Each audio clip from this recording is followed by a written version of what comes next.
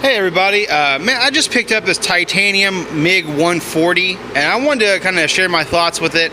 Overall, pretty positive. I literally bought this machine just so I could buy the spool gun later on for it. Oh, hey, I'm gonna turn off my police scanner. Well, my Bofang, but it was on dispatch, so right then it was a police scanner anyway. Anyway, so later on you can buy a spool gun for it, plug it in there. I literally bought it just for that. But then I thought, hey, I could still run flux core off of it, mobily, it's pretty cool, or in the shop, and it just makes quick work of, like a lot of welding versus stick welding, depending on what it is, obviously. I mean, you're not gonna be welding up bridges or tanks with this thing. Right, I've been using 3/0 wire. I bought this spool, and then it came with like a 1 pound spool, and this is a 2 pounder. And I've already burned through the 1 pound, and I'm on this one now. I have a 10 pound spool I ordered that is a 3.5. I ordered some more 3.5 tips and a diffuser for it. Which is goofy about this thing is, well, this diffuser's a little messed up right now, so it won't go all the way in. So I ordered some new ones. But well, it's not in all the, or it's in all the way, but the tip won't go in the diffuser all the way, so that's why it protrudes a little bit. But you can't find them in Harbor Freight. I tried look consumables, diffuser, this welder, whatever. I can't find the. I found them on eBay. It's like 14 bucks for 2 of these nozzles, like 5 tips, and then like 4 diffusers. I'm like, yep, buy it now. Click, yep, because I need it, But I mean, I'm gonna need them anyway. So anyway, yeah. So I bought a big spool of it, and I was thinking I could do, some flux core, mobile, flux core, which was really cool. I just tested it on my engine drive here on the Hobart, but I had to make a special cord for it. It's only got a 20 amp breaker, but the 220 or 240 plug has a 35 amp breaker. You just take one hot and you take the ground, normally the ground, over to the other side, and so the small one's hot and the neutral is the other side of it, and then there's no ground. So, but it gives you 120 volts versus the 120, because on the 120 side of the welder it would trip, but on doing that, making that cord like that, it's on a 35 amp breaker, and then it runs fine all the way up to its max, which is 22 amps, by the way, or volts rather, excuse me, 22 volts, 140 amps. Okay, so more about the welder, and a lot of people that review these are novice welders.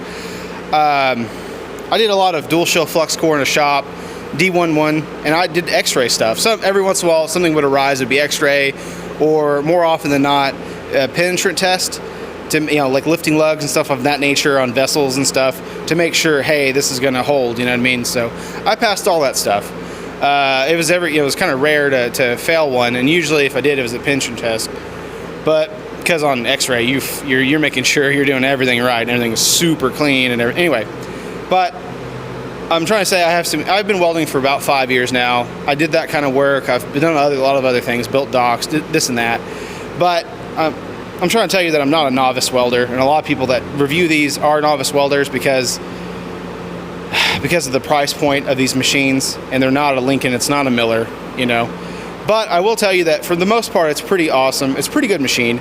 But I'm also used to using these big Miller machines that cost like 7 or 8 grand. So going from that to this, yeah, there's some differences. This MiG gun's a little dainty. It's a little dainty. It's really light and handy, I guess. This cable here for the MiG gun, it's not as ductile as I'd like it to be, and it's kind of short. It's only like, it's probably an 8-foot gun. I'm used to at least 10 foot, and then we had up to 35 feet MiG guns. Of course, that's, it's a whole different animal. But, like a 15 foot would be great. That's pretty, pretty common. 15 foot, that'd be super. But hey, it's not, of course, it's $400. I mean, some of those Tweco guns probably cost that for your, $8,000 freaking Miller machine I'm talking about, right? With the big feeder on top, they're 3-phase, bad boys, right? One really cool thing about this machine is the MIG inductance, which is right here. So it has the inductance setting, which a lot of really expensive machines have, but cheaper ones don't. So that's really neat. You'd have to look up what that does exactly. It kind of helps splatter. I mean, it's kind of hard to explain. There's videos on it though. But yeah, look that up. But yeah, usually not on cheap $400 machines like this. Actually, it was on sale for $380, so I bought it on sale. This is your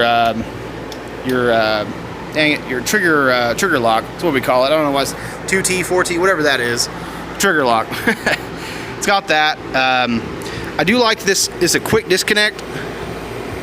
It pulls back and it pushes in. I like this. It's metal. That is nice. Even the really nice millers and stuff I use are all plastic, you know. So that's pretty neat.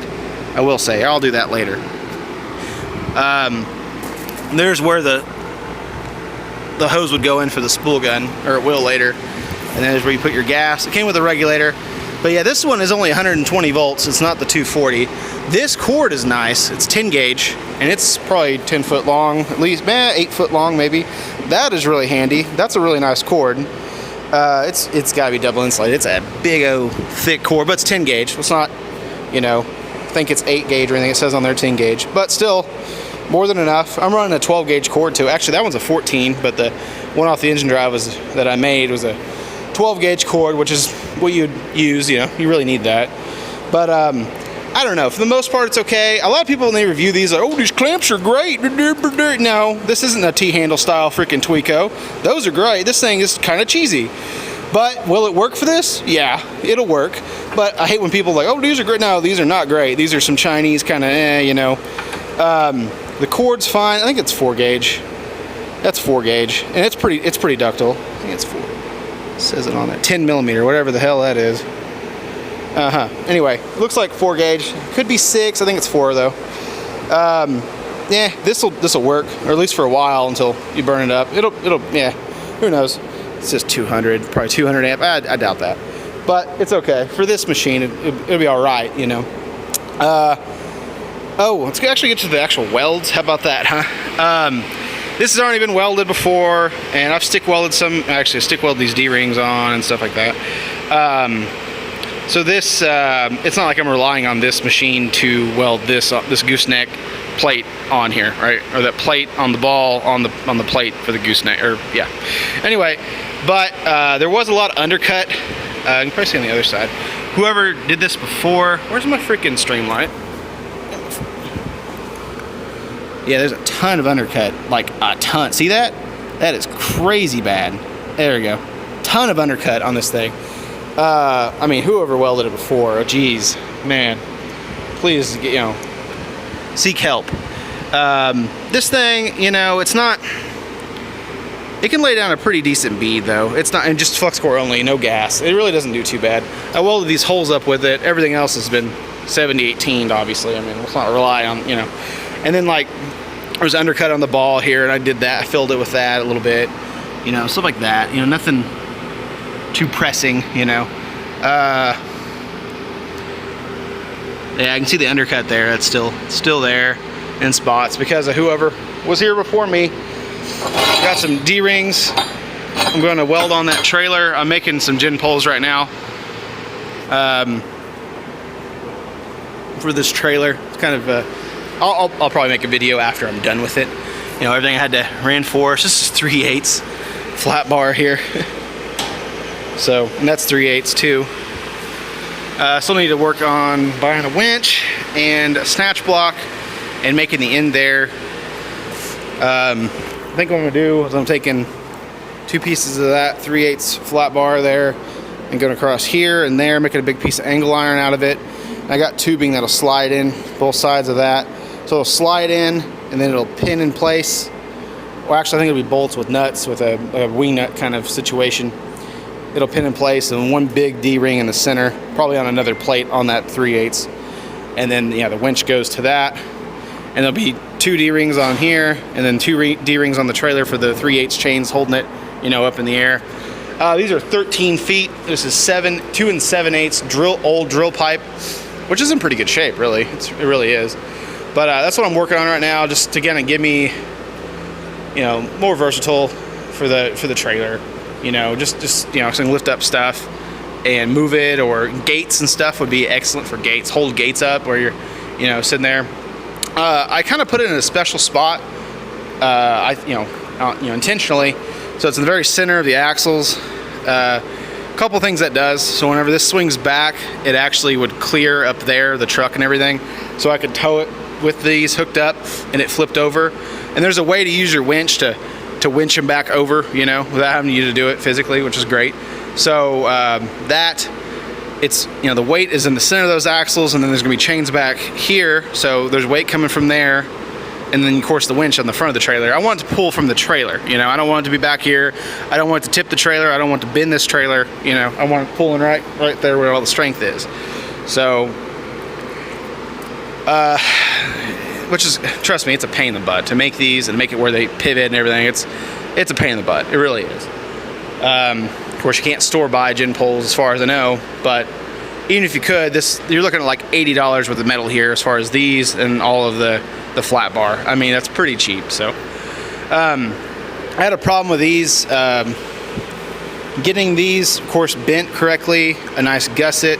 Actually, there's some pretty decent 70-18 welds there. And anyway, so first I had them over here, then I'm like, okay, this trailer's even narrower now, so loading cars on it would suck. Not that it's, you know, I mean, I made ramps for it, and I made all the lip and everything there so I can do that, and I've done that. I've had tractors and stuff on here, but I don't want to make it any narrower, right? I don't want to hit anything, so I had to move them back on here, and then it's flush with that.